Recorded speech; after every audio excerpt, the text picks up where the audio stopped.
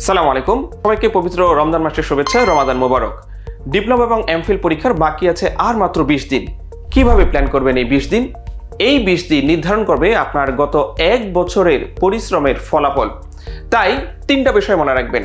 Number 1, এখনই নতুন কোনো কিছু পড়ার সময় না। এখন প্রয়োজন বারবার রিভিশন, এক্সাম ওরিয়েন্টেড প্র্যাকটিস আর সেলফ এভালুয়েশন। অনেকে সময় ভুল করেন। আপনার কাছে মনে হয় আমার তো এটা পড়া হয়নি, ওটা বাকি আছে। মনে রাখবেন, সব পড়া কখনোই সম্ভব নয়, কিন্তু যা পড়েছেন সেটা কনফিডেন্টলি আপনার পরীক্ষার হলে উত্তর করে আসা সম্ভব। তাই নিজের নোট, মার্ক করা লাইন, আগে রিভিশনকে ফোকাস করুন। নাম্বার 2, নিজেকে প্রস্তুত করার জন্য মক টেস্ট এক্সাম দিন।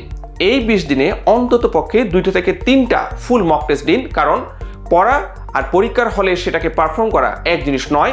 100 নম্বরের হলে বসে 1.5 ঘন্টা লেখা, এটা টোটালি আলাদা একটা স্কিল।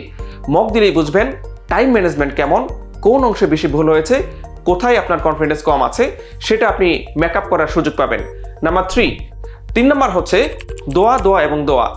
এই সময়ে আপনার প্রচেষ্টার সাথে সাথে আপনার সুস্থতার জন্য, আপনার একটা ভালো রেজাল্টের জন্য, আপনার কাঙ্ক্ষিত সাবজেক্টে কাঙ্ক্ষিত ইনস্টিটিউট পাওয়ার জন্য শুধুমাত্র প্রচেষ্টাই শেষ কথা নয়।